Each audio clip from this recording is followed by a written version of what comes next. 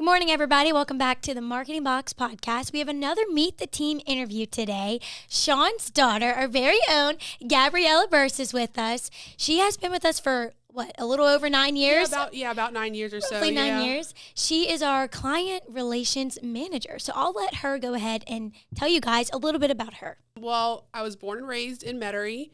I'm 34. I have 2 kids, a 9-year-old little boy and a 2-year-old little girl. I started working in the business. I was actually a hairdresser. I have my cosmetology license. Huh. Yeah. I didn't know that about you. Yeah. But my mom ended up with metastatic breast cancer. But before that, she had a lump in her breast, and I stopped working as a cosmetologist to take care of her. And through, I basically was like her caregiver. Well, my uncles who work in the industry as well were kind of like, hey, I don't know what you plan on doing when you go back to work, but, your uncle Scott needs some help with his marketing, with our direct mail business. And, we'd like you to come in and work full time for him. And so I was like, you know what, why not? Flexible hours, salary, that kind of thing. So I started working for them. I was working for them for about 2 years, and then my dad was like, hey, I need someone to help me out too. I've already talked to your uncle. He's cool with you working for both of us. So I started basically managing his direct mail company. I dealt with all this clientele.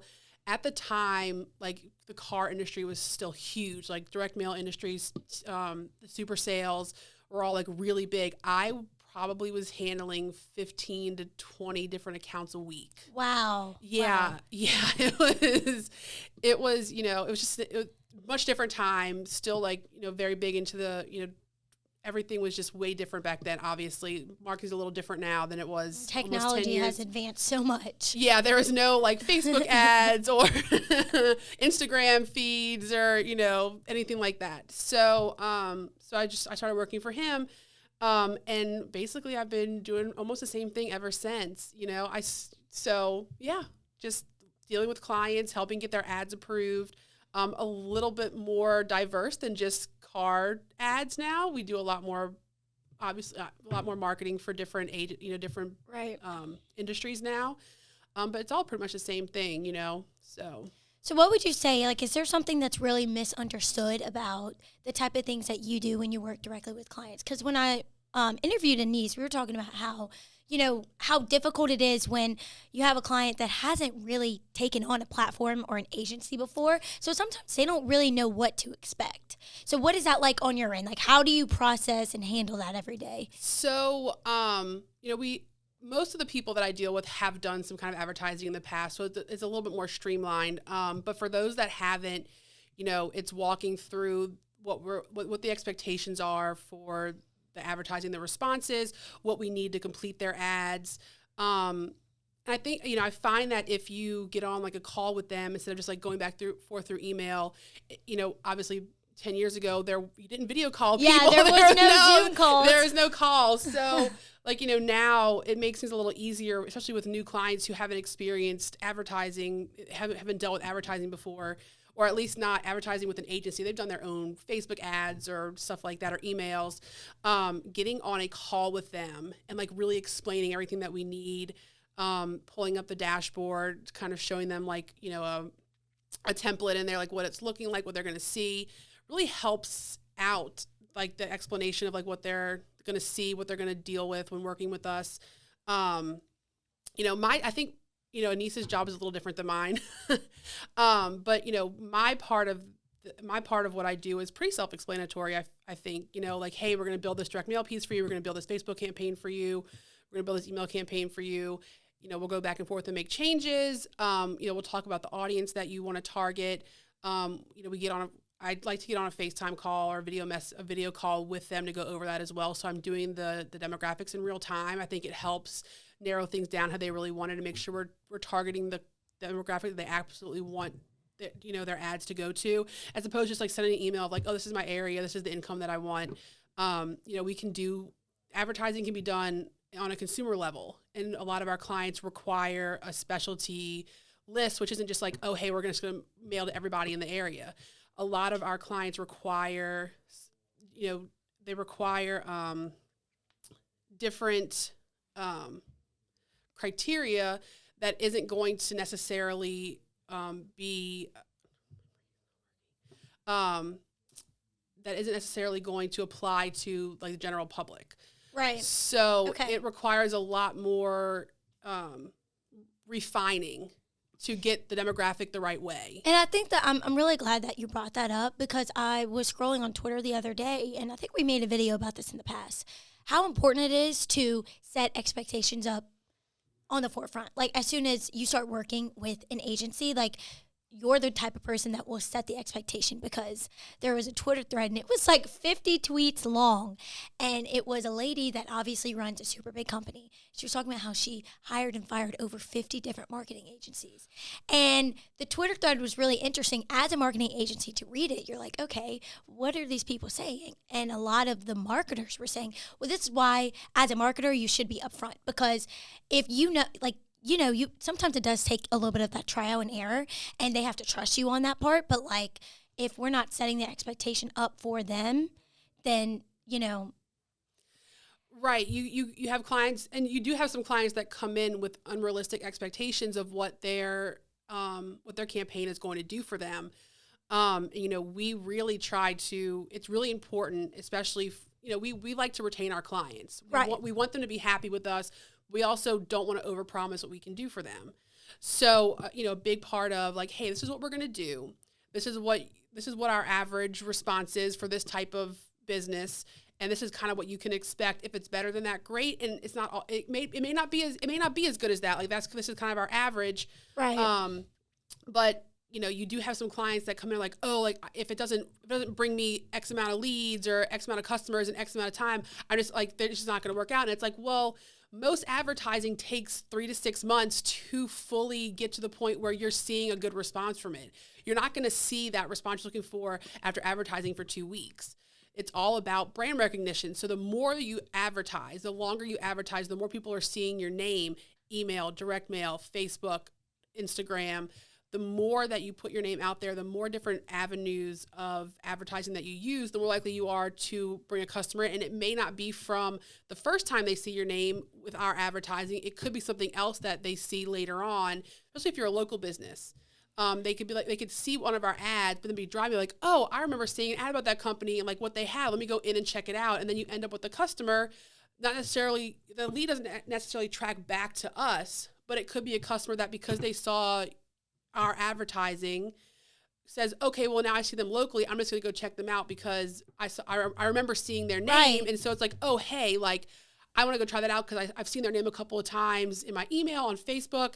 And I think, it'd be interesting to go see like what they have and what they do. So what is it? Isn't it, it takes 7 to 10 impressions for a potential customer to recognize your brand or something like that? Yeah, it's 7 to 10. And that's why it's so important to use multi-channel marketing and not just stick to one means of advertising.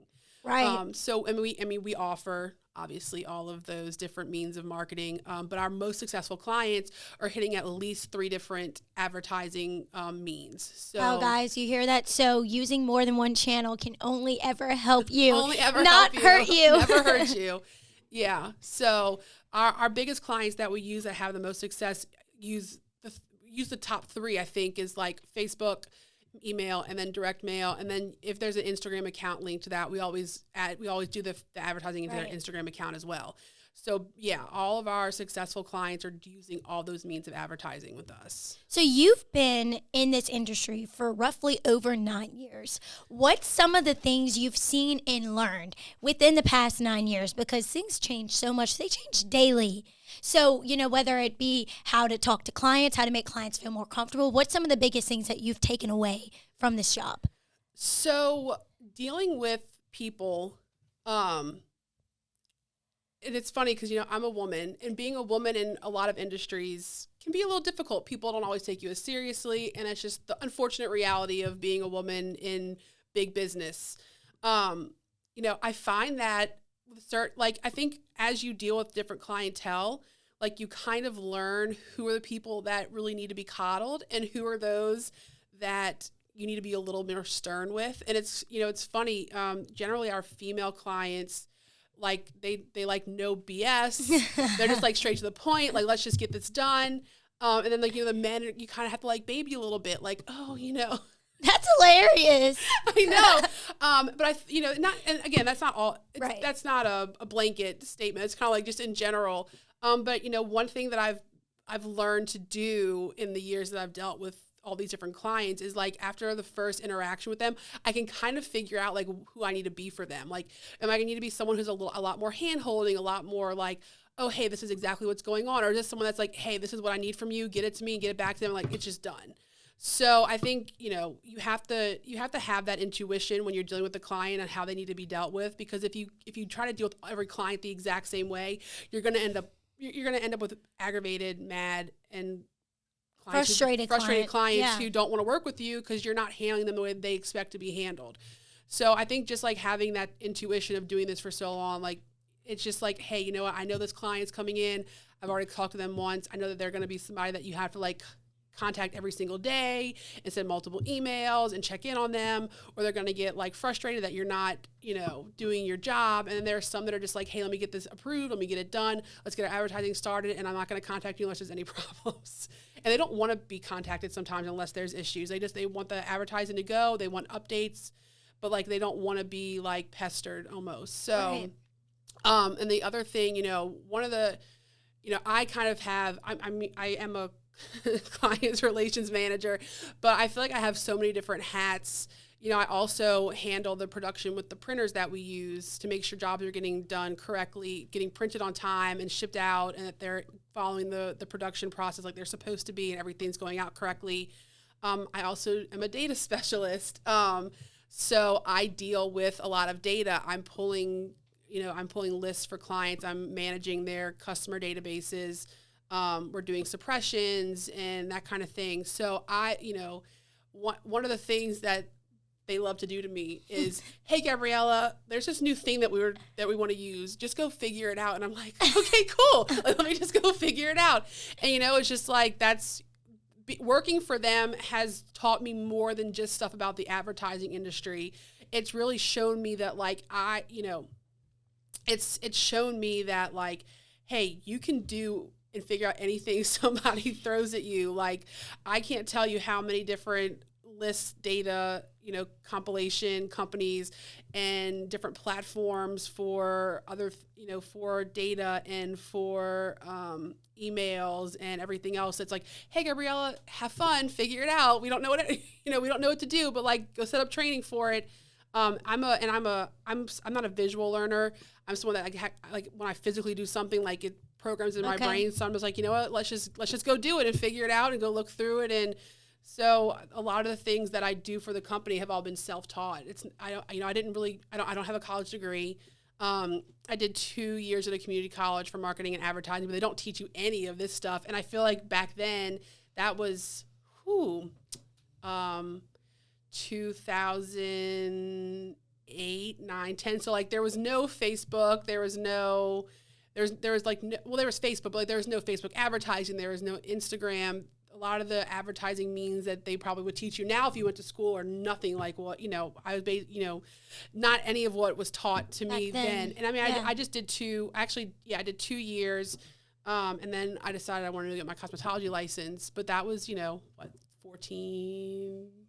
12, 14 years ago. So you have a little bit of everything. You're very seasoned, and you seem like you're really knowledgeable in a lot of different aspects of the field. And I think that's one of the things that I love most about our company and our team, because a lot of us actually didn't really graduate in what we're doing now. We've taken skills that we've learned and applied them and only amplified them so much. And we're able to do that because we are a small team.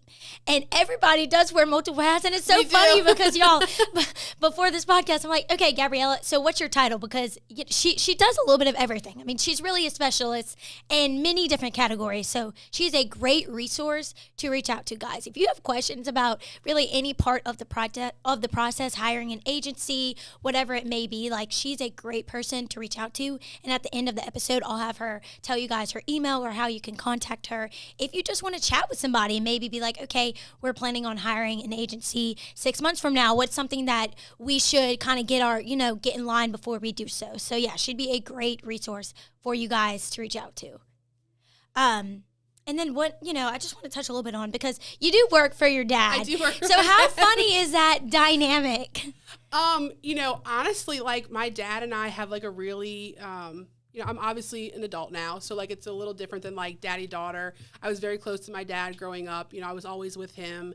When I was young, he worked at my grandparents' daycare center, and so I literally was on his hip all day long as like a baby and a toddler, literally like always attached to his hip.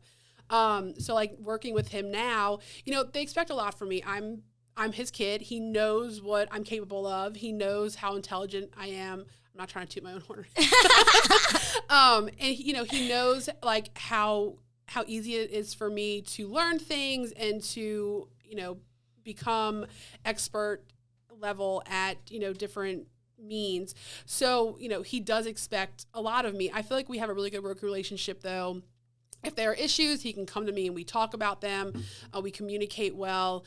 So there's no like bickering or fighting or anything. I actually really enjoy working for him. The job is very flexible. I do have the 2 children. So, and, working with a small business, I feel like you get more of that like personal family style, Right. like relationships out of your coworkers and your bosses. I mean, obviously my 2 bosses are my family, but like all the employees here I've known for a long time, and some I've known since I was a kid who've been friends with my dad forever. So it's a very like family filled atmosphere. And because we have that special, that connection with everyone, we help each other out. We're always there for each other if somebody needs if somebody needs help or is stuck with something or is overwhelmed and just needs somebody, just is getting behind. We're always there to help each other out. And I can be there for all my kids' things. I can go on field trips. I can be there for, doctor's appointments. I can go to their school for like their special like mornings, like donuts in the morning and stuff like that. So I can break off from work for a little while and go do those things and then go back to my desk and my computer and then get my work done. The industry that we're in generally works on hard deadlines. You have customers that want things by a certain date, especially if there's an event coming up, they have to be done and out by a certain time. So, I feel like as long as my work is getting done, I'm not really micromanaged, which is nice because I do better if I'm able to like kind of like just get my work done as the flows are happening, as things need to be done. So there's not like a bunch of micromanaging or a bunch of checking in or like, hey, so I guess another bonus of like working for a small company, I feel like big companies generally like micromanage where you are, what you're doing. You're like, are you clocking in? Are you clocking out? Like, how long is your lunch? As long as our work is getting done, then we're kind of left to do our work as we see fit. So, And I feel like that's why we're able to really grow as individuals, because they have that trust in us and they invest in us. So therefore we produce for them. Right. And really, like, I've only been here for not even 6 months, and the amount of skills I've already learned hands on, again, like, I'm like you. Some of these things I've never done before. So I'm like, okay, I'm going to get my hands in it. I'm like rubbing the elbow grease, trying to figure out this social media stuff, constantly trying to be creative, find new ways to do things. And I feel like that's one of the most enjoyable parts of my job, because if you're working for a big corporation, or it's just not the same. No, and that's you really kinda why get I didn't want lost to be in a the reporter. Yeah. It's like very cut and dry. You don't have that room to be creative, or again, like, you're like Superwoman. I mean, you're a single mom handling kids, so many clients a week. So I feel like this, it's great for you. What would your advice be to someone, maybe 10 years younger than you or whatever, and they're looking to get into this kind of field? What would your advice be now that you've done it for so long? Make sure you pick the company that you work for that's going to fit into who you are as a person. A lot of companies, when you look at like the relations with people within the company, and I know we know some different marketing agencies. I'm not commenting on any particular one, Right. But like it's all very like cookie cutter, and it's all very like corporate. And if you're someone that loves that kind of thing and that's the kind of thing you thrive with, that's great. But not everybody thrives in cookie cutter corporate type jobs and situations. So like for me, I could never work in like a corporate cookie cutter type of company. I'm a little free spirited. I don't like being told what to do. So like, having to like have like a set way of doing things, because I don't feel like there is the right way to do anything. But just making sure the company that you interview with, you're asking the questions to make sure that they're the right fit for you. Like you're also interviewing them as they're interviewing right. you, because that is really important, especially because that's important for your mental health, your personal happiness, and every.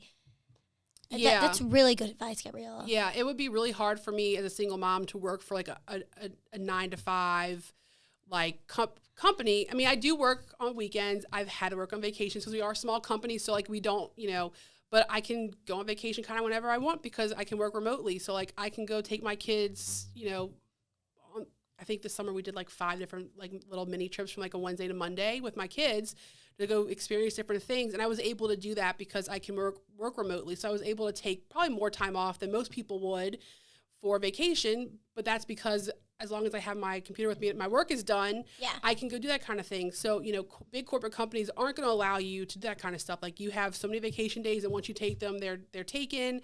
So it's just really important to make sure you're going into the right company that fits, what you're looking for in a company that you're working. We're going to have to rephrase that. Make sure just make sure that when you're looking into the companies that you do a deep dive on them. Like go check out their social medias. Most companies have social medias nowadays, especially marketing companies. Yeah. Check out their website. Go to their LinkedIn, kind of see what their employee, go look at the employees that they hire. And then, kind of when you're in the interview, just ask them, what do you expect of us time-wise? What is our workload? Ask the questions to make sure that it's going to be the right fit for you, basically. So. And Gabriella, what are some of your passions outside of work? So, single mom, for very long, my daughter's 2, she's finally in a daycare, for half a day. Obviously I work. So, when all of your free time is your kids, you kind of lose yourself a little bit. But one thing that I do for myself, is I do my own nails. So over COVID, when all the salons shut down, I ordered dip powders, and because I cannot not have my nails done. My nails are thin and they're brittle, and mine are like that too. Yeah. I know. So during COVID, I ordered the supplies to do my own dip nails. Okay.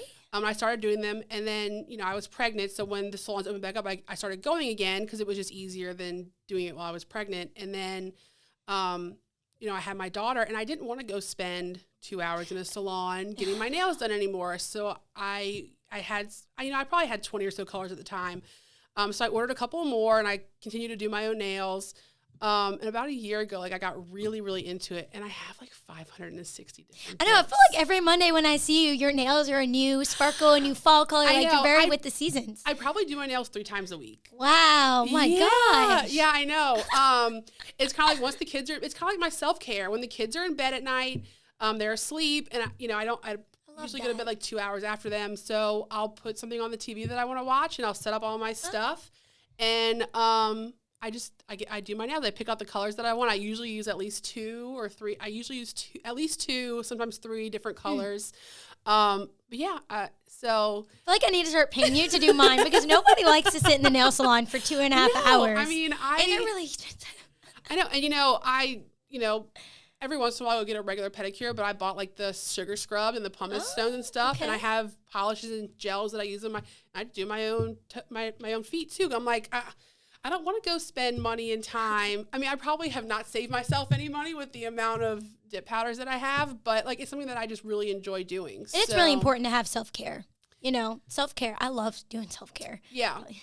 And that's definitely mine, and Stanley Cups. Well, thank you, Gabriella. You've been great.